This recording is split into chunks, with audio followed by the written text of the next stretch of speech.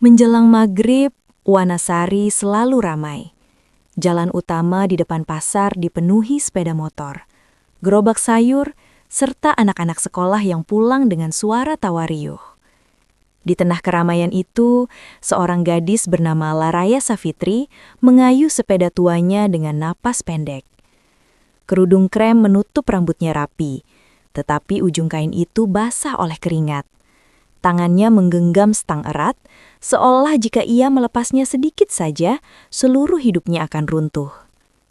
Di keranjang sepeda terdapat 2 kotak kue titipan warung dan selembar resep obat dari bidan desa. Laraya sudah hafal isi kertas itu, termasuk satu kalimat yang membuat dadanya sesak sejak siang. Ibunya, Rahmawati, kembali mengalami sesak napas. Sejak ayah Laraya meninggal, rumah sederhana mereka seperti selalu menunggu kabar buruk. Rahmawati bukan perempuan yang gemar mengeluh. Setiap batuk menyerang, ia hanya menatap jendela dan berkata pelan bahwa semuanya baik-baik saja. Namun, Laraya tahu, kalimat itu sering berarti ibunya sedang menahan rasa sakit. Laraya berhenti sebentar di dekat kios ayam goreng untuk mengatur napas. Ia melirik ponsel murah di tangannya. Sinyal lemah, baterai hampir habis. Ia tidak memiliki banyak waktu. Jika obat terlambat, malam akan menjadi sangat panjang bagi ibunya. Ia kembali mengayuh sepeda. Sayangnya, sepeda itu sudah lama bermasalah. Rem belakang sering tidak berfungsi. Biasanya Laraya menahan laju sepeda dengan kaki. Tetapi sore itu jalan menurun menuju tikungan pasar terasa lebih padat dari biasanya. Saat mencapai turunan, ia menekan rem. Tidak ada reaksi. Sepeda justru melaju semakin cepat. Laraya mencoba menekan rem lebih keras, namun tangannya mulai gemetar. Ia menggeser rem depan. Terdengar suara gesekan singkat, lalu hilang. Sepeda meluncur semakin kencang. Ia berusaha menghindar ke kiri, tetapi ada pedagang mendorong gerobak. Ia mengarah ke kanan, namun sebuah motor menyalip. Di detik berikutnya, sebuah mobil hitam berhenti tepat di jalurnya.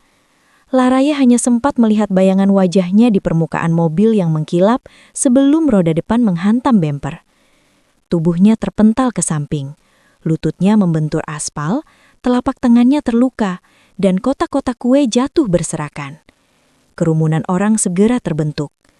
Pintu mobil terbuka. Seorang pria muda turun dengan langkah cepat. Ia tinggi, berpakaian rapi, dan mengenakan jam tangan mahal.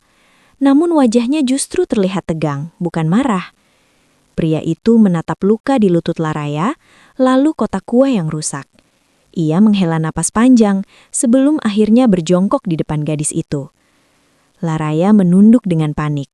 Ia meminta maaf berkali-kali dan berjanji mengganti kerusakan, meski ia sendiri tahu ia bahkan sering kesulitan membeli beras. Pria itu tidak memarahinya, ia hanya mengulurkan tangan dan membantu Laraya berdiri. Namanya Adinata Wiratama, dan tanpa Laraya sadari, pertemuan singkat itu menjadi awal perubahan besar dalam hidupnya. Adinata memutuskan mengantar Laraya pulang tanpa memberi ruang untuk penolakan lebih lanjut. Setelah memastikan sepeda tua Laraya dimasukkan ke bagasi mobil bersama kotak-kotak kue yang masih tersisa, ia membuka pintu belakang mobil dengan sopan, mempersilahkan Laraya masuk. Laraya berdiri kaku beberapa detik. Perasaan tidak enak bercampur malu membuatnya ragu menerima bantuan pria yang jelas berasal dari dunia yang sangat berbeda dengannya. Namun rasa nyeri di lututnya semakin terasa, dan waktu terus berjalan menuju sore. Dengan napas tertahan, akhirnya ia masuk ke dalam mobil. Sepanjang perjalanan, suasana terasa canggung. Laraya menatap keluar jendela, menyaksikan gedung-gedung tinggi dan pertokoan mewah perlahan berganti dengan deretan rumah sederhana. Adinata beberapa kali melirik Laraya melalui kaca spion tengah. Ia memperhatikan gadis itu menggenggam ujung rok panjangnya erat, seolah berusaha menahan rasa sakit sekaligus kegelisahan. "Lukanya masih terasa sakit?" tanya Adinata pelan, berusaha memecah keheningan. Laraya mengangguk singkat. "Tidak apa-apa, Pak. Nanti juga sembuh." Adinata tidak melanjutkan pembicaraan. Ia tahu nada suara Laraya mengandung batas yang tak ingin dilanggar. Mobil hitam mewah itu akhirnya melambat ketika memasuki kawasan gang sempit. Jalanan mulai berubah menjadi tanah bercampur lumpur. Beberapa anak kecil berhenti bermain ketika melihat mobil asing masuk ke wilayah mereka. Tatapan penasaran mengikuti setiap gerak kendaraan tersebut. Mobil berhenti tepat di depan gang kecil yang hanya cukup dilalui sepeda motor. Di ujung gang berdiri sebuah rumah bambu sederhana dengan cat yang mulai pudar dimakan usia. Sebagian dindingnya tampak ditambal dengan papan kayu berbeda warna. Laraya segera turun, menahan sedikit ringis ketika kakinya menyentuh tanah. Ia berterima kasih singkat, lalu berjalan lebih dulu menuju rumah. Adinata memerintahkan sopirnya membantu menurunkan sepeda dan kotak kue. Lalu ia sendiri ikut berjalan menyusuri gang tersebut. Ketika Laraya membuka pintu rumah, aroma minyak kayu putih langsung tercium. Di dalam, Rahmawati duduk di kursi rotan tua. Wajahnya pucat, napasnya terdengar berat. Tangannya gemetar memegang kain lap kecil. "Laraya, kamu terlambat." Suara Rahmawati serak, penuh kekhawatiran. Laraya segera mendekat, menaruh tasnya sembarangan di lantai. "Maaf Bu, tadi jatuh di jalan." Mendengar kata jatuh, Rahmawati langsung panik. Matanya menelusuri tubuh anaknya lalu berhenti pada luka di lutut Laraya yang masih sedikit berdarah. "Astagfirullah, kenapa bisa begini?" Laraya mencoba menenangkan Ia mengambil obat dari lemari kecil dekat jendela dan membantu ibunya meminumnya dengan hati-hati. Tangannya bergerak cekatan, seolah sudah terbiasa merawat orang sakit. Sementara itu, Adinata berdiri di ambang pintu. Ia melepas sepatu sebelum melangkah masuk. Sikapnya penuh hormat, meskipun jelas terlihat ia belum terbiasa berada di rumah sekecil itu. Pandangan matanya menyapu ruangan sederhana tersebut. Atap bambu, perabot seadanya serta kipas angin tua yang berputar lambat. Ada rasa asing yang menyelinap dalam hatinya. Dunia yang selama ini ia kenal terasa begitu jauh dari tempat itu. Ketika Laraya selesai membantu ibunya, Adinata berdaham pelan. "Permisi, jika diperbolehkan saya ingin membantu membersihkan lukanya." Laraya terkejut. Ia hendak menolak tetapi Rahmawati lebih dulu mengangguk pelan. Adinata kembali ke mobil dan mengambil kotak P3K. Ia duduk berjongkok di depan Laraya, membuka perlengkapan medis dengan gerakan rapi. Tangannya bergerak hati-hati saat membersihkan luka Laraya dengan antiseptik. Laraya meringis pelan, tetapi berusaha menahannya. Ia merasa aneh diperlakukan sedemikian perhatian oleh seseorang yang baru dikenalnya. Rahmawati memperhatikan dari kursinya. Matanya tajam, mengamati setiap gerak Adinata. Ia mencoba membaca ketulusan pria itu. Dalam hidupnya, ia sudah terlalu sering melihat orang datang bawa niat tersembunyi. "Terima kasih sudah menolong anak saya," ucap Rahmawati akhirnya. Adinata menunduk hormat. "Sudah seharusnya, Bu. Justru saya yang merasa bersalah karena kejadian tadi." Rahmawati terdiam sejenak, lalu menatap wajah Adinata dengan lembut. "Semoga Allah memudahkan urusan Na Adinata dan memberi kekuatan untuk merawat ibu Na Adinata yang sedang sakit." Ucapan itu membuat tangan Adinata terhenti. Ia menatap Rahmawati, terkejut karena wanita itu bisa mengetahui tentang kondisi ibunya. Ia menelan ludah. Dadanya terasa sesak, seperti disentuh sesuatu yang lama ia abaikan. Doa tulus dari orang yang bahkan baru dikenalnya. "Terima kasih, Bu," jawabnya pelan. Setelah memastikan luka Laraya sudah tertutup perban dengan rapi, Adinata berdiri. Ia merasa ada ketenangan aneh yang muncul dari rumah sederhana itu. Sesuatu yang tidak pernah ia temukan di rumah mewahnya sendiri.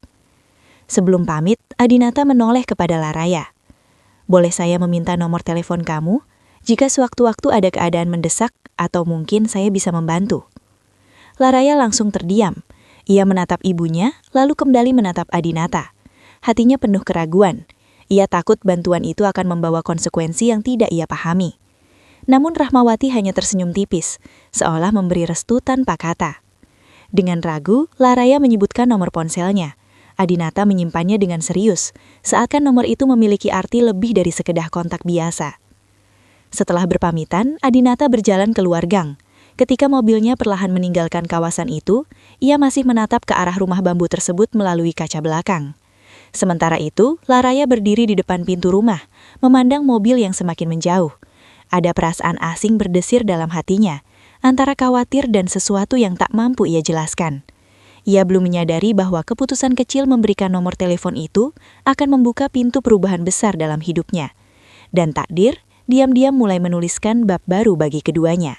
Keesokan paginya, pasar Wanasari sudah ramai sejak matahari belum sepenuhnya naik. Suara pedagang yang menawarkan dagangan bersahutan, bercampur dengan aroma sayur segar, ikan asin, dan rempah-rempah yang memenuhi udara. Namun, hari itu terasa berbeda bagi Laraya. Saat ia mendorong sepeda tuanya memasuki area pasar, beberapa pasang mata langsung menoleh. Bisik-bisik halus terdengar di antara para pedagang. Ada yang pura-pura sibuk menata dagangan, ada pula yang terang-terangan memperhatikan setiap langkahnya. Cerita tentang tabrakan kemarin rupanya menyebar jauh lebih cepat dari yang ia bayangkan.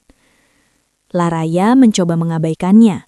Ia menurunkan kotak-kotak kue dari keranjang sepeda dan mulai menata dagangannya di lapak kecil yang biasa ia tempati di sudut pasar. Belum lama ia duduk, suara seorang pedagang sayur terdengar cukup keras untuk didengar banyak orang. "Wah, sekarang jualan kue pakai mobil pengusaha ya?" Beberapa pedagang lain tertawa kecil. Laraya menunduk, berpura-pura sibuk menata kue lapis dalam wadah plastik. Tangannya bergerak cepat, tetapi jantungnya berdegup tak menentu. Pedagang lain menimpali. Namanya juga anak muda, pintar cari kesempatan. Ucapan itu disusul gumaman setuju dari beberapa orang di sekitar mereka. Laraya menelan ludah. Ia ingin membela diri, ingin menjelaskan bahwa semua itu hanyalah kecelakaan yang tidak disengaja.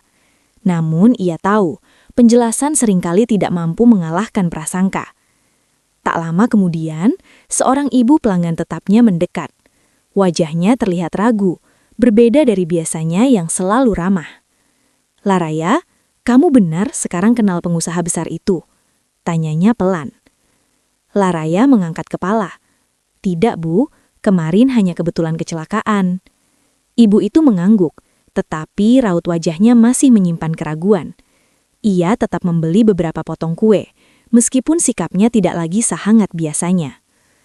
Hari itu Laraya merasakan waktu berjalan jauh lebih lambat. Setiap suara tawa di kejauhan terasa seperti sindiran. Setiap bisikan terdengar seperti tuduhan. Beberapa orang bahkan terang-terangan menatapnya dengan senyum sinis. Namun Laraya memilih diam. Ia tahu membalas hanya akan memperpanjang cerita yang tidak pernah ia inginkan. Di sela kesibukan, ia sesekali menyentuh perban di lututnya. Luka itu masih terasa perih, tetapi rasa sakit di dalam hatinya jauh lebih mengganggu. Menjelang siang, seorang pedagang kue lain bernama Bu Sulastri mendekat. Wanita paruh baya itu dikenal sebagai salah satu pedagang paling lama di pasar tersebut. "Laraya?" panggilnya pelan. Laraya menoleh dengan hormat. "Iya, Bu." Bu Sulastri menatapnya lama sebelum berbicara. "Pasar ini tempat orang mencari makan, tapi juga tempat cerita cepat menyebar. Kamu harus kuat." Laraya mengangguk pelan. Ia merasakan kehangatan dari kalimat sederhana itu. "Terima kasih, Bu." Bu Sulastri tersenyum tipis. "Selama kamu tahu niatmu baik, Allah tidak akan menutup jalanmu." Ucapan itu seperti embun yang menyejukkan hati Laraya. Ia menarik napas panjang, mencoba menguatkan dirinya kembali. Namun, ujian belum selesai. Saat ia sedang melayani pembeli, dua pedagang muda berjalan melewati lapaknya sambil tertawa kecil. "Kalau aku sih, kalau bisa dekat pengusaha kaya, pasti langsung cari kesempatan." Salah satu dari mereka berkata dengan nada mengejek. Laraya pura-pura tidak mendengar. Ia menyerahkan bungkusan kue kepada pembeli dengan senyum yang dipaksakan. Setelah pembeli itu pergi, ia menunduk, menatap tangannya sendiri. Tangannya sedikit gemetar. Untuk pertama kalinya ia merasa pekerjaannya yang selama ini ia jalani dengan bangga menjadi sumber cibiran. Menjelang sore, dagangannya habis lebih cepat dari biasanya. Namun tidak ada rasa lega dalam hatinya. Ia justru merasa lelah secara batin. Saat ia sedang merapikan kotak kosong, ponselnya bergetar pelan di dalam tas kainnya.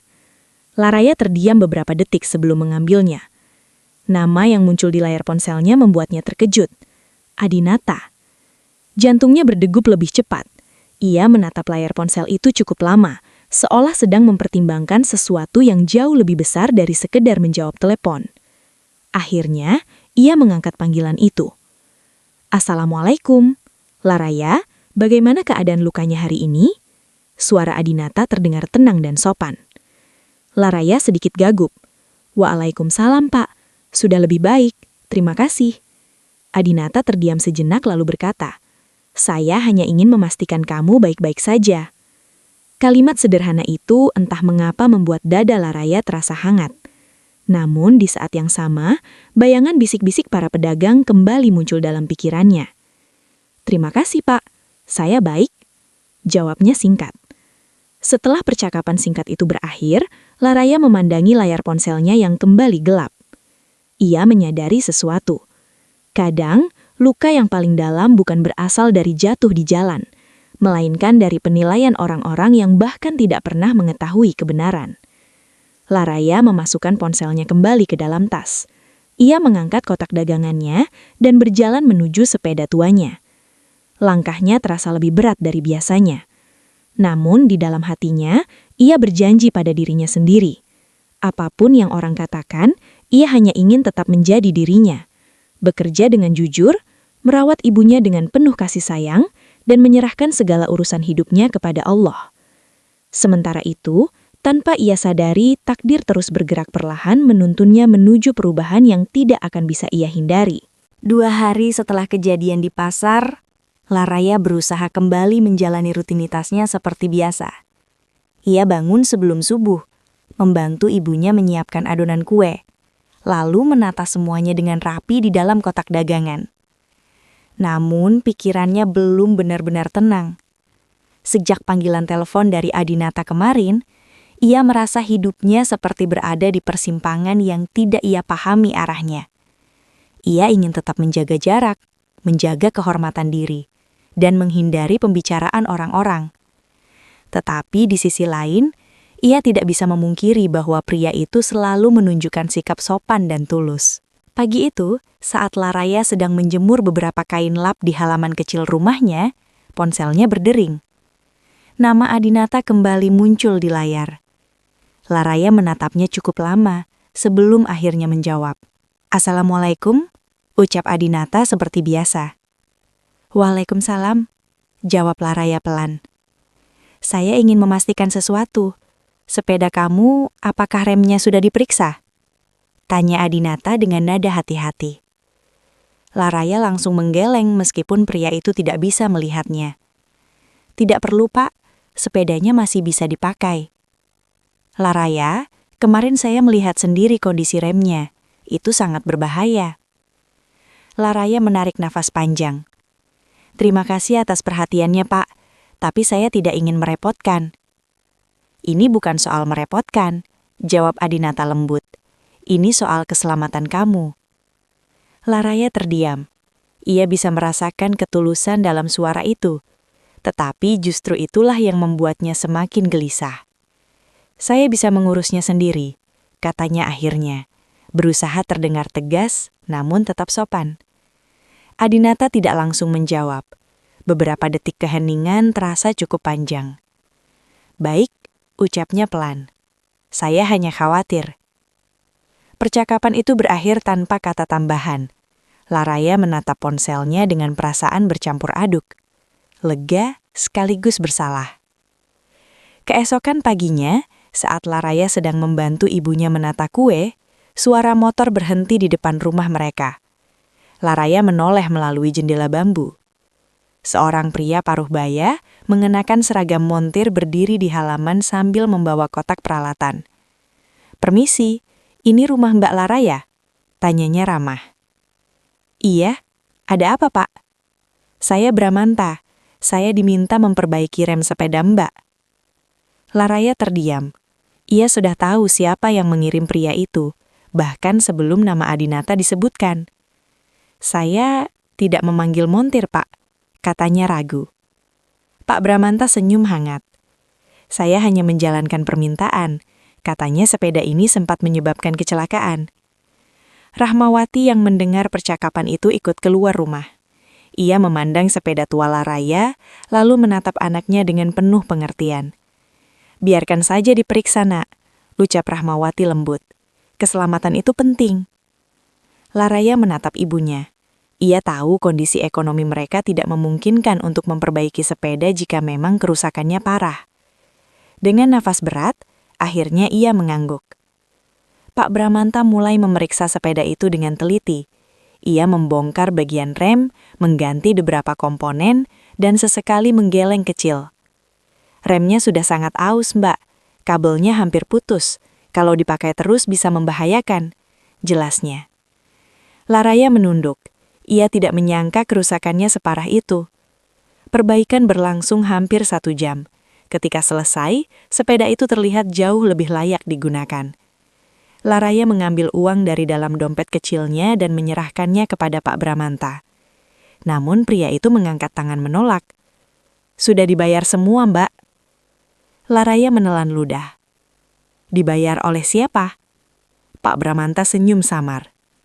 "Pak Adinata." Suasana langsung hening. Laraya merasa dadanya dipenuhi sesuatu yang sulit ia jelaskan. Campuran antara rasa terima kasih, malu, dan kegelisahan. Setelah Pak Bramanta pergi, Laraya duduk di teras rumah sambil menatap sepeda itu lama. Rahmawati duduk di sampingnya. "Anak itu berniat baik," ucap Rahmawati pelan. Laraya mengangguk. "Aku tahu, Bu, tapi aku takut. Kebaikan seperti ini bisa membuatku berutang perasaan." Rahmawati menatap wajah anaknya dengan lembut. "Selama kamu menjaga niat dan batasan, kebaikan tidak akan menjadi dosa." Laraya terdiam. Kata-kata itu menenangkan, tetapi belum sepenuhnya menghilangkan kegelisahannya.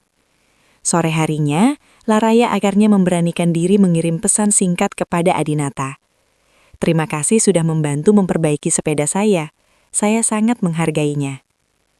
Balasan datang tidak lama kemudian. "Tidak perlu berterima kasih.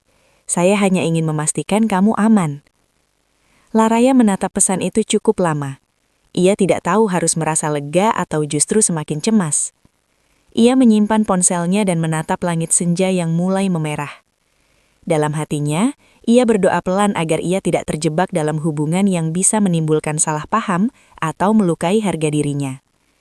Ia ingin tetap berjalan di jalan hidup yang sederhana, tanpa bergantung pada siapapun selain Allah. Namun dauh di sana, ia mulai menyadari satu hal. Kadang, bantuan yang datang dengan tulus justru menjadi ujian yang paling sulit untuk dihadapi. Dan tanpa ia sadari, langkah-langkah kecil yang terjadi di antara dirinya dan Adinata perlahan membentuk ikatan yang belum mereka pahami maknanya. Pagi itu, langit Wanasari terlihat mendung tipis. Udara terasa lebih dingin dari biasanya, seolah menyimpan firasat yang belum sempat dipahami. Laraya mengayuh sepeda tuanya dengan pelan, berhati-hati melewati jalanan yang masih basah oleh sisa hujan malam. Kotak-kotak kue tertata rapi di keranjang depan. Hari itu, ia mendapat pesanan tambahan dari sebuah warung kopi baru di pinggir jalan utama desa. Pesanan itu cukup besar dibanding biasanya. Laraya merasa sedikit lega karena tambahan penghasilan itu bisa membantu membeli obat ibunya. Setelah menempuh perjalanan hampir 20 menit, ia tiba di warung kopi yang dimaksud. Bangunannya sederhana, tetapi terlihat bersih dan cukup ramai pengunjung. Aroma kopi hitam yang baru diseduh menyambutnya begitu ia masuk. Laraya menyerahkan pesanan kepada pemilik warung, lalu membantu menata kue-kue di etalase kaca. Ia bekerja dengan cekatan, seperti biasa. Saat ia hendak berpamitan, sebuah mobil putih mewah berhenti tepat di depan warung. Beberapa pengunjung menoleh, memperhatikan kendaraan yang tampak mencolok di lingkungan sederhana itu. Pintu mobil terbuka perlahan. Seorang perempuan turun dengan langkah anggun. Ia mengenakan setelan blazer krem yang terlihat mahal, dipadukan dengan sepatu hak tinggi dan tas bermerek yang menggantung di lengannya. Rambutnya tertata rapi, dan rias wajahnya tampak sempurna tanpa berlebihan. Perempuan itu langsung berjalan masuk ke dalam warung. Matanya menyapu ruangan dengan tatapan tenang namun tajam. Ketika pandangannya berhenti pada Laraya, sudut bibirnya membentuk senyum tipis yang sulit ditebak artinya. "Laraya?" tanyanya dengan suara lembut tetapi terasa dingin. Laraya terkejut. Ia tidak pernah melihat perempuan itu sebelumnya. "Iya, saya Laraya," jawabnya sopan. Perempuan itu melangkah mendekat. Aroma parfum lembut namun mewah tercium samar. Ia berdiri tepat di depan Laraya, menatapnya dari ujung kepala hingga kaki seolah sedang menilai sesuatu. "Saya Felira Mahendra," ucapnya singkat. Nama itu terdengar asing bagi Laraya, tetapi cara perempuan itu memperkenalkan diri membuat Laraya merasa seolah nama tersebut memiliki arti besar. "Saya bisa bantu apa, Bu?" tanya Laraya hati-hati. Felira tersenyum tipis. "Saya hanya ingin berbicara sebentar." Laraya mengangguk pelan. Mereka berdiri agak menjauh dari pengunjung warung di dekat jendela yang menghadap jalan. Felira menatap jendela beberapa detik sebelum akhirnya berbicara. "Kamu mengenal Adinata, bukan?" Pertanyaan itu membuat tubuh Laraya menegang. Ia menatap Felira dengan ragu. "Saya hanya pernah bertemu karena kecelakaan," jawabnya jujur. Felira mengangguk sedikit, seolah sudah mengetahui jawaban itu. Adinata adalah orang yang sangat sibuk. Ia memiliki tanggung jawab besar terhadap perusahaan dan keluarganya. Nada suara Felira tetap lembut, tetapi setiap kata terasa memiliki tekanan yang jelas. "Saya hanya ingin mengingatkan, dunia Adinata sangat berbeda dengan duniamu." Laraya menunduk. Ia sudah menyadari hal itu sejak pertama kali melihat mobil mewah pria tersebut berhenti di depan rumah bambunya. "Saya tidak pernah berniat mendekatinya," jawabnya pelan. Felira menatapnya dalam-dalam. "Bagus kalau begitu." Beberapa detik hening berlalu. Keluarga Adinata memiliki banyak rencana untuk masa depannya. Banyak orang yang berharap ia berada di lingkungan yang setara. Kalimat itu diucapkan dengan sangat halus, tetapi maknanya terasa menusuk. Laraya merasakan dadanya sesak. Ia berusaha mempertahankan ketenangannya. "Saya mengerti, Bu," ucapnya lirih. Felira melangkah sedikit lebih dekat. "Saya percaya kamu gadis baik. Karena itu saya datang langsung, bukan melalui orang lain." Laraya mengangkat wajahnya. Ia melihat ketegasan yang tersembunyi di balik sikap elegan perempuan itu.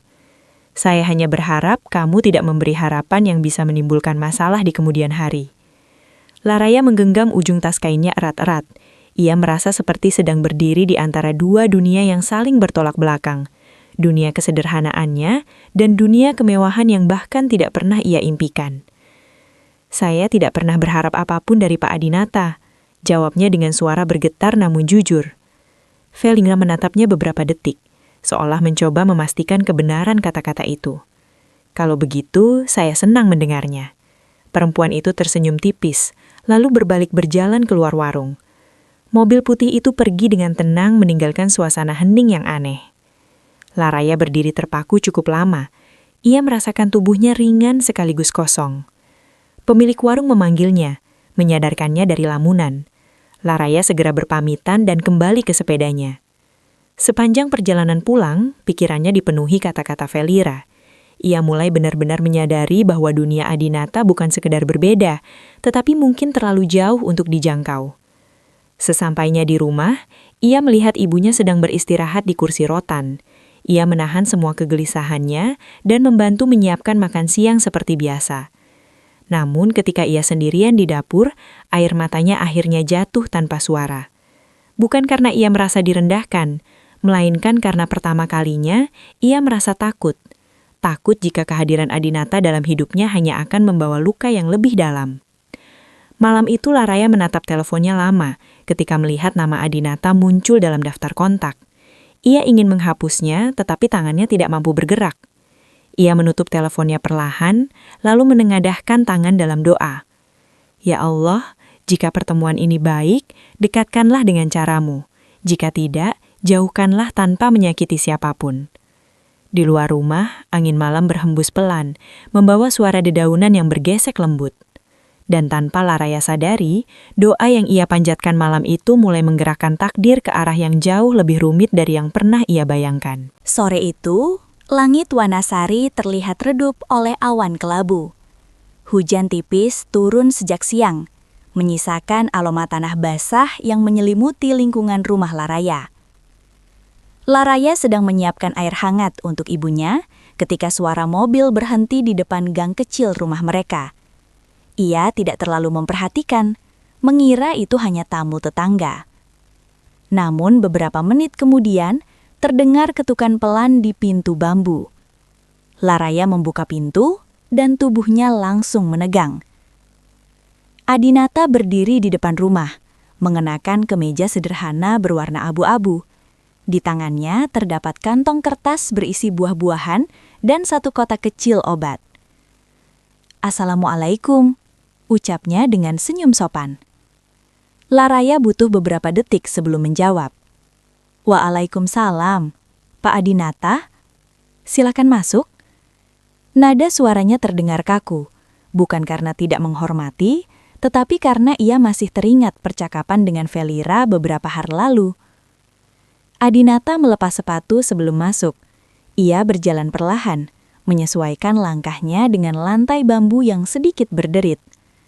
Pandangannya langsung tertuju pada Rahmawati yang duduk di kursi rotan, tampak lebih lemah dibanding terakhir kali ia datang. "Bagaimana kabarnya, Bu?" tanya Adinata dengan penuh hormat. Rahmawati tersenyum tipis. "Alhamdulillah, masih diberi napas." Adinata menyerahkan buah dan obat yang dibawanya. "Saya membawa sedikit vitamin dan obat yang biasa digunakan untuk membantu pernapasan. Semoga bisa membantu." Rahmawati menerimanya dengan penuh rasa terima kasih. Ia menatap Adinata cukup lama, mencoba membaca isi hati pria muda itu. "Saya juga ingin meminta maaf," lanjut Adinata pelan. "Kalau saja saya lebih berhati-hati waktu itu, Laraya tidak akan jatuh." Laraya yang sedang menuangkan air teh berhenti sejenak. Ia menunduk, berusaha menyembunyikan perasaannya. "Itu sudah takdir, Nak," jawab Rahmawati lembut. "Tidak semua kejadian bisa kita kendalikan." Adinata mengangguk, tetapi raut wajahnya masih menyimpan rasa bersalah. Suasana rumah kecil itu terasa hangat, meskipun sederhana. Hujan di luar terdengar seperti irama lembut yang mengiringi percakapan mereka. Laraya menyajikan teh hangat dan duduk tidak jauh dari ibunya. Ia berusaha menjaga jarak, tetapi kehadiran Adinata terasa begitu nyata di ruangan sempit itu. "Laraya bilang kamu sangat rajin membantu ibumu," ucap Adinata sambil menatap Rahmawati. Rahmawati tersenyum bangga. "Dia satu-satunya kekuatan saya sekarang." Laraya menunduk malu. Beberapa saat kemudian Adinata berpamitan. Ia tidak ingin berlama-lama, khawatir kehadirannya justru membuat Laraya tidak nyaman. Sebelum keluar rumah, ia menatap Laraya sejenak. "Kalau ada yang dibutuhkan, jangan sungkan memberi kabar." Laraya hanya mengangguk pelan. Setelah mobil Adinata meninggalkan gang, suasana rumah kembali hening. Hanya suara hujan yang masih turun perlahan. Rahmawati menoleh kepada putrinya. "Laraya?" panggilnya lembut. "Iya, Bu." "Kamu tahu, pria itu memiliki hati yang baik." Laraya tidak menjawab. Ia sibuk merapikan cangkir teh, meskipun sebenarnya ia hanya menghindari tatapan ibunya. Rahmawati melanjutkan, "Tapi kamu harus berhati-hati." Laraya berhenti bergerak. Kalimat itu terasa berat di telinganya. Dunia pria seperti dia tidak sederhana. Ibu takut kamu yang akan terluka jika perasaan mulai tumbuh. Laraya menggenggam ujung kain lap di tangannya. Ia merasakan dadanya hangat sekaligus menyesakan. "Aku tidak berharap apa-apa, Bu," ucapnya pelan. Rahmawati menatapnya dengan penuh pengertian. "Kadang, perasaan datang tanpa kita undang." Air mata Laraya hampir jatuh, tetapi ia menahannya. Ia duduk di lantai dekat kursi ibunya, menyandarkan kepalanya di pangkuan Rahmawati seperti saat ia masih kecil. "Aku takut, Bu," bisiknya lirih. Rahmawati mengelus rambut putrinya dengan lembut. "Takut apa, Nak?" "Takut berharap, lalu kecewa." Suasana menjadi hening. Hanya suara hujan dan detak jam dinding yang terdengar. Rahmawati menarik napas panjang. Kalau perasaan itu datang, serahkan saja kepada Allah. Jangan biarkan hatimu berjalan sendiri tanpa petunjuk. Laraya memejamkan mata. Ia tahu ibunya benar. Malam mulai turun perlahan. Setelah membantu ibunya beristirahat, Laraya duduk sendirian di teras rumah. Angin dingin membawa aroma tanah basah dan suara jangkrik dari kebun belakang. Ia menatap langit gelap yang hanya dihiasi beberapa bintang samar. Di dalam hatinya, ia mulai mengakui sesuatu yang selama ini ia sembunyikan. Kehadiran Adinata telah meninggalkan jejak yang sulit dihapus. Ia teringat cara pria itu berbicara dengan penuh hormat kepada ibunya. Cara ia memperhatikan luka kecil di lututnya, dan cara ia selalu bersikap tenang tanpa pernah merendahkan kesederhanaannya. Perasaan itu tumbuh pelan, seperti binih yang muncul tanpa disadari. Namun bersama perasaan itu, muncul pula ketakutan yang sama besarnya. Laraya mengendahkan tangan, berdoa dalam bisikan yang nyaris tak terdengar. Ya Allah, jika perasaan ini hanya akan membawa luka, hilangkanlah sebelum tumbuh terlalu dalam. Tapi jika ini adalah bagian dari takdirmu, kuatkanlah hatiku untuk menjalaninya. Angin malam berhembus lembut, seolah membawa doa itu naik ke langit. Dan di tempat lain, tanpa Laraya ketahui, Adinata duduk sendirian di dalam mobilnya yang terparkir di pinggir jalan sepi. Ia menatap rumah bambu yang perlahan tertutup oleh gelap malam. Untuk pertama kalinya dalam hidupnya, ia menyadari bahwa hatinya mulai terpaut pada seseorang yang tidak pernah ia rencanakan. Takdir pun bergerak semakin dekat, menyiapkan ujian yang akan menentukan arah kehidupan mereka. Hari-hari di Wanasari mulai terasa berbeda bagi Laraya. Jika dulu pasar menjadi tempat yang penuh suara ramah dan tawa ringan, kini suasananya berubah menjadi ruang yang dipenuhi bisikan tak terlihat. Rumor tentang dirinya dan Adinata menyebar semakin luas. Cerita itu berubah-ubah dari mulut ke mulut, seperti benang kusut yang terus ditarik tanpa pernah tahu ujungnya. Ada yang mengatakan Laraya sengaja mendekati Adinata demi memperbaiki kehidupan keluarganya. Ada pula yang menuduhnya memanfaatkan kecelakaan sebagai cara untuk menarik perhatian pria kaya itu. Semua cerita itu lahir dari imajinasi orang-orang yang bahkan tidak pernah mengetahui kebenaran. Pagi itu, Laraya tiba di pasar lebih awal dari biasanya. Ia berharap dengan datang lebih pagi, ia bisa menghindari tatapan orang-orang. Namun harapan itu ternyata sia-sia. Beberapa pedagang yang biasanya menyapanya kini hanya melirik sekilas sebelum kembali sibuk dengan dagangan mereka. Ada pula yang langsung menghentikan percakapan saat Laraya lewat. Laraya menahan nafas panjang. Ia menata kue-kue di lapaknya dengan gerakan yang sedikit lebih lambat dari biasanya.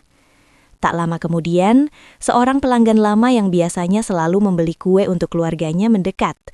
Namun kali ini, wanita itu hanya berdiri beberapa detik sebelum berbalik pergi tanpa berkata apapun.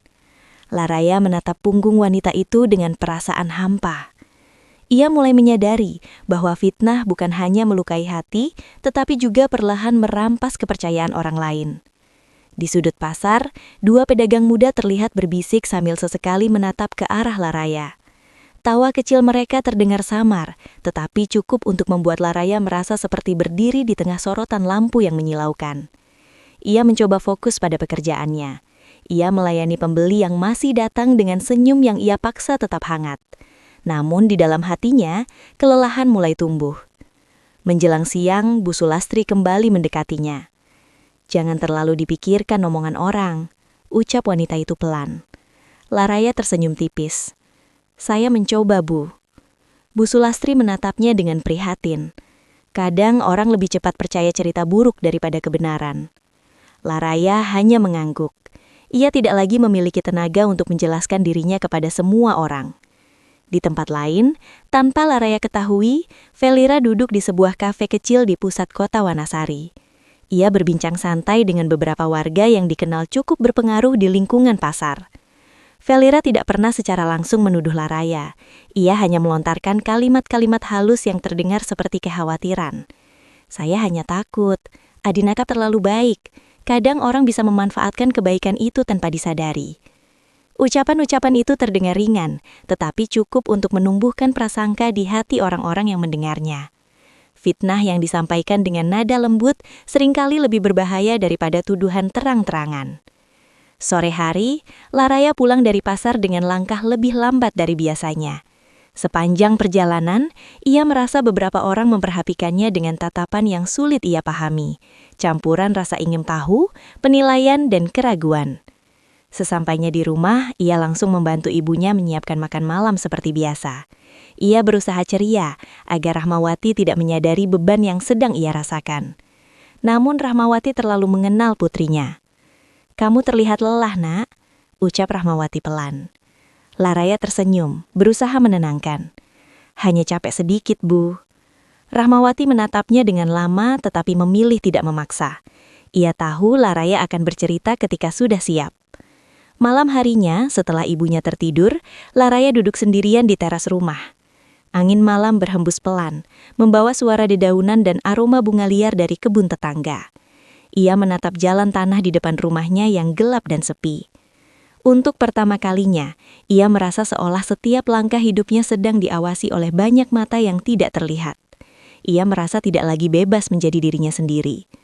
Laraya memeluk kedua lututnya, mencoba menahan air mata yang perlahan jatuh. Ia tidak pernah meminta perhatian siapapun. Ia hanya ingin hidup sederhana, bekerja dengan jujur, dan merawat ibunya dengan penuh kasih. Namun kenyataan berkata lain. Kadang, hidup menguji seseorang bukan melalui kesulitan ekonomi, tetapi melalui penilaian manusia yang tidak adil. Laraya menengadah wajah ke langit malam. "Ya Allah, jika ini ujian, kuatkanlah aku," bisiknya lirih. Di dalam rumah, Rahmawati terbangun sesaat. Ia melihat bayangan putrinya duduk sendirian di teras, melalui celah pintu. Hatinya terasa perih, tetapi ia tahu Laraya sedang berusaha kuat dengan caranya sendiri. Sementara itu, jauh dari rumah sederhana itu, Velira mulai mendengar kabar tentang rumor yang menyebar di pasar. Ia merasakan amarah dan rasa bersalah bercampur menjadi satu. Ia tidak menyangka kehadirannya dalam hidup Laraya justru menjadi sumber penderitaan baru bagi gadis itu. Dan tanpa disadari oleh siapapun, badai yang lebih besar perlahan mulai terbentuk. Badai yang akan menguji ketulusan hati, kekuatan iman dan keberanian mereka menghadapi kenyataan. Sore itu, langit Wanasari memerah perlahan. Matahari mulai tenggelam di balik pepohonan kelapa, meninggalkan cahaya senja yang lembut namun melankolis. Laraya baru saja selesai menjemur kain di halaman rumah ketika suara mobil mewah berhenti di depan gang kecil.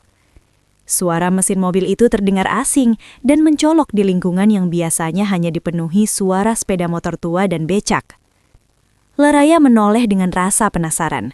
Dari kejauhan, ia melihat mobil berwarna hitam mengkilap berhenti tepat di depan rumahnya. Beberapa tetangga mulai melirik dari balik pagar bambu mereka. Pintu mobil terbuka. Seorang wanita turun dengan gerakan anggun. Ia mengenakan kebaya modern berwarna hijau zamrud yang dipadukan dengan perhiasan sederhana namun jelas bernilai mahal. Wajahnya menunjukkan ketegasan yang elegan dengan sorot mata yang tajam dan penuh wibawa. Di belakangnya, seorang pria mengenakan setelan formal ikut turun, membawa map hitam di tangannya. Wanita itu melangkah mendekati rumah Laraya tanpa ragu. Laraya berdiri di depan pintu dengan perasaan tidak menentu. "Apakah ini rumah Laraya?" tanya wanita itu dengan suara tenang tetapi tegas. "Iya, saya Laraya," jawabnya hati-hati. Wanita itu menatapnya beberapa detik sebelum memperkenalkan diri. "Saya Mahesani Wiratama, ibu dari Adinata." Nama itu seperti petir yang menyambar pikiran Laraya. Jantungnya berdegup lebih cepat, tetapi ia tetap berusaha menjaga sikap hormat. "Silakan masuk, Bu," ucap Laraya sopan. Mahesani melangkah masuk dengan sikap elegan. Ragendra mengikuti dari belakang, berdiri tidak jauh dari pintu seperti penjaga yang setia. Rahmawati yang mendengar suara tamu segera keluar dari kamar. Ia menatap Mahesani dengan sedikit kebingungan, tetapi tetap menyambut dengan sopan. Mahesani duduk di kursi rotan tanpa menunggu dipersilahkan lebih lanjut. Pandangannya menyapu seluruh ruangan kecil itu, atap bambu, dinding sederhana, dan perabot yang terlihat tua namun bersih. Beberapa detik keheningan terasa menekan. Mahesani membuka tas tangannya, lalu mengeluarkan sebuah foto. Ia meletakkannya di atas meja kecil di depan Laraya. Laraya menunduk melihat foto itu. Foto dirinya bersama Adinata saat berada di depan rumah sakit. Momen ketika Adinata membantu mengantar Rahmawati berobat beberapa hari lalu. Tubuh Laraya menegang. "Saya tidak suka berputar-putar dalam pembicaraan," ucap Mahesani dingin. "Saya ingin langsung pada inti masalah." Laraya menatapnya dengan jantung berdebar. "Kamu sedang mencoba mendekati anak saya, bukan?" Rahmawati langsung terkejut. "Maaf Bu, itu tidak benar." Mahesani mengangkat tangan, menghentikan Rahmawati berbicara. Tatapannya tetap tertuju pada Laraya. Lanjutnya, "Saya sudah melihat banyak situasi seperti ini. Gadis sederhana bertemu pria kaya, lalu berharap kehidupannya berubah." Kalimat itu terasa tajam seperti pisau. Laraya merasakan dadanya sesak, tetapi ia berusaha tetap tenang. "Saya tidak pernah memiliki niat seperti itu, Bu," jawabnya pelan namun tegas. Mahesani tersenyum tipis, senyum yang tidak mengandung kehangatan. "Kamu mungkin merasa tidak, tapi hubungan seperti ini sering berakhir dengan harapan yang salah." Ia memberi isyarat kepada Ragendra. Pria itu membuka map hitam, lalu mengeluarkan sebuah amplop tebal dan meletakkannya di atas meja. "Anggap ini bentuk penghargaan atas sikapmu selama ini," ucap Mahesani datar. "Gunakan untuk memperbaiki kehidupanmu dan menjauh dari Adinata." Ruangan itu seketika terasa hening. Laraya menatap amplop itu. Ia tahu tanpa membukanya pun bahwa jumlah uang di dalamnya pasti sangat besar, jumlah yang mungkin tidak bisa ia kumpulkan selama bertahun-tahun. Tangannya sedikit gemetar, tetapi ia tidak menyentuh amplop itu. Rahmawati menahan napas, menatap putrinya dengan penuh kecemasan. Laraya mengangkat wajahnya perlahan, matanya berkaca-kaca, tetapi sorotnya tetap teguh. "Maaf Bu," ucapnya lirih namun jelas. "Saya tidak bisa menerima itu." Mahesani mengernyit tipis, seolah tidak menyangka jawaban tersebut. "Saya tidak pernah mendekati Pak Adinata untuk mendapatkan apapun, dan saya tidak ingin menjauh darinya karena uang." Nada suaranya lembut tetapi mengandung kekuatan yang lahir dari luka dan harga diri. Mahesani menatapnya lebih dalam. Ada sedikit perubahan dalam ekspresinya, walaupun hanya sesaat. "Kamu harus tahu posisi dirimu," ucap Mahesani kembali dingin. "Perbedaan dunia kalian terlalu jauh." Laraya menunduk sejenak, menahan air mata yang hampir jatuh. "Saya tahu, Bu. Justru karena itu saya tidak pernah berharap menjadi bagian dari dunia beliau." Kalimat itu membuat Rahmawati meneteskan air mata diam-diam. Mahesani berdiri perlahan. Ia menatap Laraya beberapa detik, seolah mencoba membaca sesuatu yang tidak bisa ia pahami sepenuhnya. "Kamu gadis yang berani, tapi keberanian saja tidak cukup menghadapi kenyataan." Ia berbalik menuju pintu. Ragendra segera mengikuti, meninggalkan amplop itu tetap berada di atas meja. Namun sebelum keluar, Laraya mengambil amplop itu dan menyerahkannya kembali kepada Ragendra. "Tolong sampaikan kepada Ibu Mahesani, saya hanya ingin hidup dengan cara saya sendiri." Mahesani berhenti. Ia menoleh sekilas, menatap Laraya dengan ekspresi yang sulit ditebak, antara dingin, terkejut, dan sedikit rasa hormat yang tersembunyi. Tanpa berkata apapun, ia kembali berjalan keluar rumah. Mobil mewah itu meninggalkan gang sempit dengan tenang, tetapi meninggalkan luka yang dalam di hati Laraya. Begitu suara mobil menghilang, Laraya terduduk di lantai. Air matanya akhirnya jatuh tanpa bisa ditahan. Rahmawati segera memeluk putrinya erat. "Kamu sudah melakukan hal yang benar," bisiknya lembut. Laraya menangis dalam pelukan ibunya.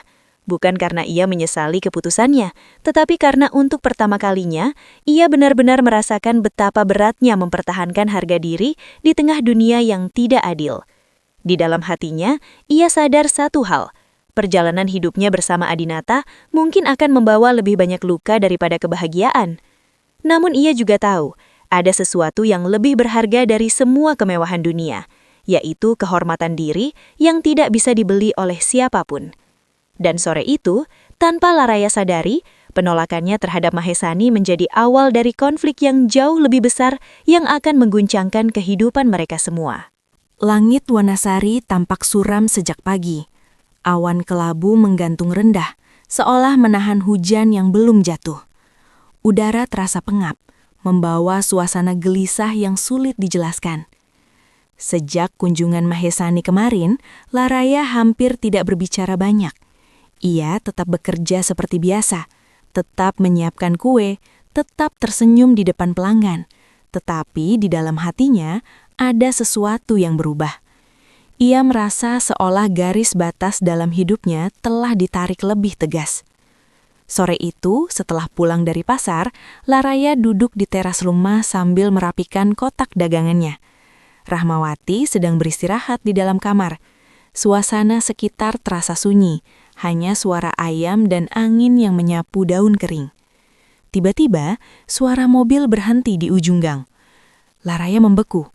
Ia tidak perlu melihat untuk mengetahui siapa yang datang. Entah bagaimana, hatinya sudah mengenali kehadiran itu. Beberapa detik kemudian, langkah kaki terdengar mendekat di atas jalan tanah. Laraya menarik napas panjang, mencoba menenangkan dirinya sebelum menoleh. Adinata berdiri beberapa meter di depannya. Wajah pria itu terlihat lelah. Matanya menyimpan banyak pertanyaan yang belum terucap. Ia mengenakan pakaian kerja yang masih rapi, tetapi sikapnya menunjukkan kegelisahan yang tidak biasa. "Adinata?" panggilnya pelan. Laraya berdiri, tangannya menggenggam ujung keranjang kue dengan erat.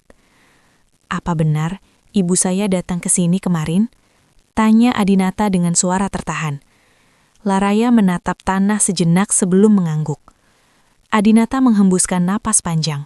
Ia menatap rumah bambu itu, lalu kembali menatap Laraya.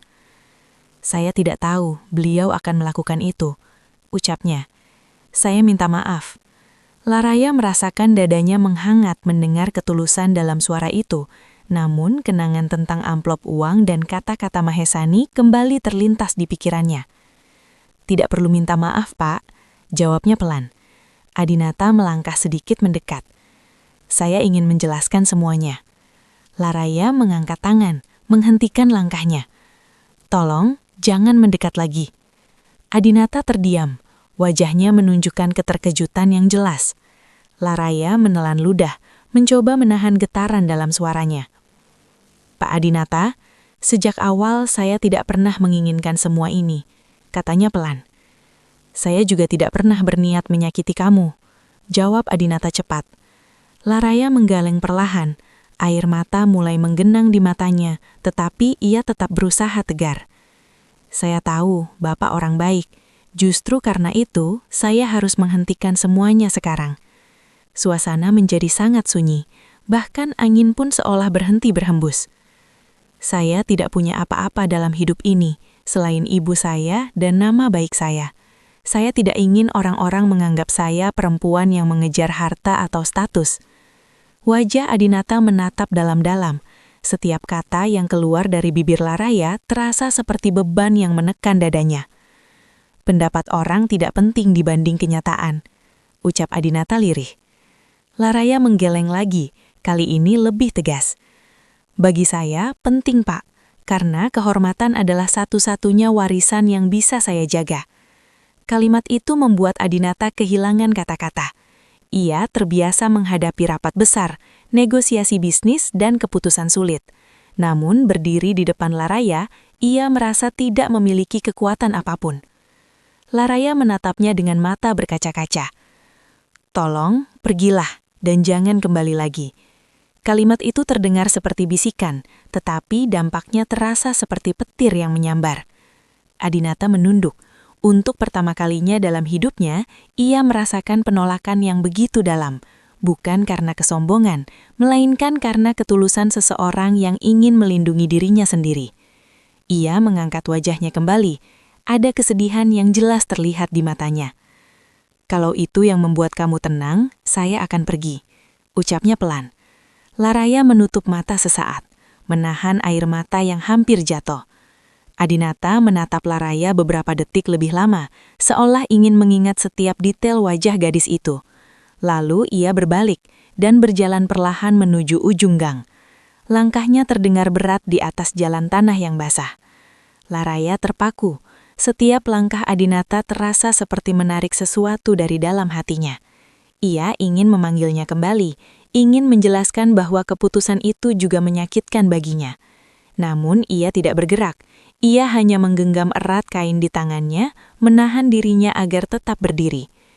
Saat mobil Adinata akhirnya pergi meninggalkan gang, Laraya tidak lagi mampu menahan air matanya. Ia terduduk di teras menangis dalam diam. Di dalam rumah, Rahmawati yang mendengar percakapan itu hanya bisa menutup mata dengan perasaan pilu. Sementara itu, di dalam mobilnya, Adinata duduk tanpa menghidupkan mesin selama beberapa menit. Ia menatap jalan di depannya dengan pandangan kosong. Selama ini, ia terbiasa mendapatkan apa yang ia inginkan melalui kerja keras dan keputusan logis. Namun kali ini, ia menyadari bahwa hati manusia tidak bisa dimiliki hanya dengan niat baik. Ia merasakan sesuatu yang baru, kehilangan yang belum pernah ia rasakan sebelumnya.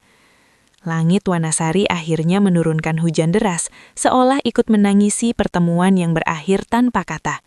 Dan di antara suara hujan yang mengguyur desa kecil itu, dua hati yang saling menyimpan perasaan memilih berjalan di jalan yang berbeda, tanpa tahu apakah takdir akan mempertemukan mereka kembali atau justru menjauhkan mereka selamanya.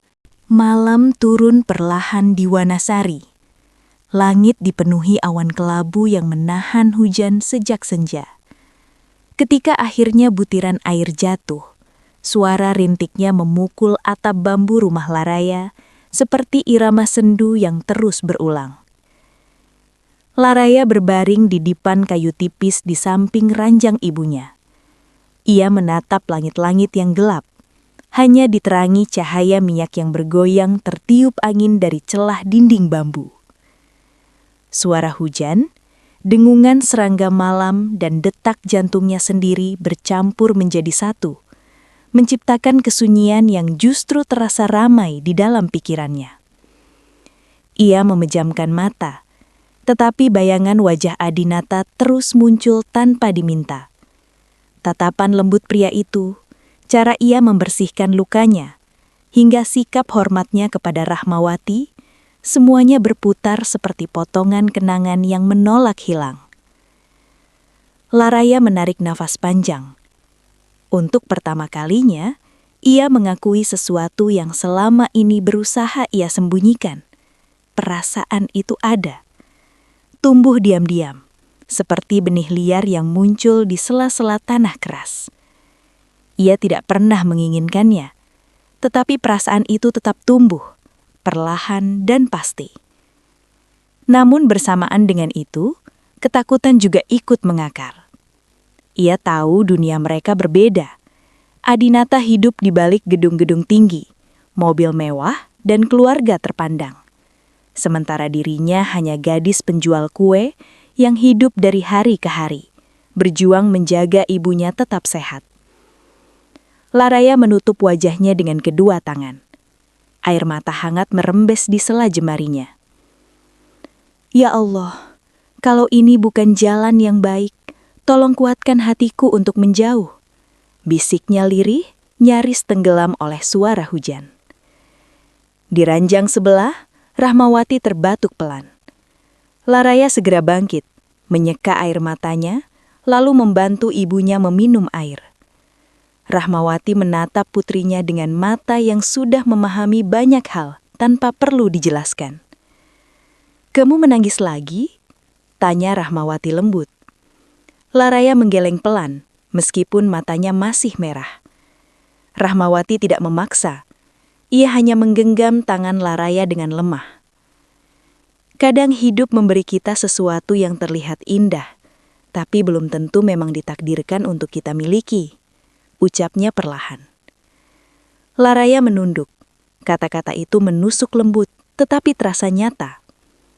Sementara itu, di sisi lain kota, lampu-lampu rumah keluarga Mahendra menyala terang. Rumah besar bergaya klasik itu tampak megah di tengah taman luas yang tertata rapi. Namun di dalamnya, suasana malam terasa jauh dari kata tenang. Adinata berdiri di ruang kerja ayahnya yang kini lebih sering digunakan ibunya. Mahesani Wiratama memegang secangkir teh hangat yang hampir tidak tersentuh. Tatapan wanita itu tajam, penuh wibawa yang terbentuk dari puluhan tahun hidup di lingkaran kekuasaan dan kehormatan keluarga. "Kamu mempermalukan keluarga kita," ucap Mahesani tanpa menaikkan suara, tetapi cukup untuk membuat ruangan terasa dingin. Adinata berdiri tegak. Untuk pertama kalinya, ia tidak menundukkan kepala. "Saya tidak melakukan apapun yang memalukan, Bu." Mahesani tersenyum tipis, senyum yang lebih menyerupai peringatan. Kamu menghabiskan waktu dengan gadis dari keluarga tidak jelas. Kamu pikir itu tidak akan menjadi bahan pembicaraan? Adinata menarik nafas dalam. Dia bukan orang sembarangan, Bu. Dia perempuan yang menjaga ibunya sendirian, bekerja jujur, dan memiliki harga diri. Saya justru belajar banyak darinya. Cangkir teh di tangan Mahesani berhenti bergerak. Matanya menatap Adinata lebih dalam, mencoba membaca perubahan yang belum pernah ia lihat sebelumnya. Kamu jatuh hati padanya? Tanya Mahesani dingin. Adinata terdiam sesaat. Pertanyaan itu terasa sederhana, tetapi jawabannya mengandung konsekuensi besar. Ia mengangkat pandangannya dengan mantap. Saya tidak tahu perasaan ini akan membawa saya kemana. Tapi saya tahu, saya tidak ingin menilai seseorang dari statusnya.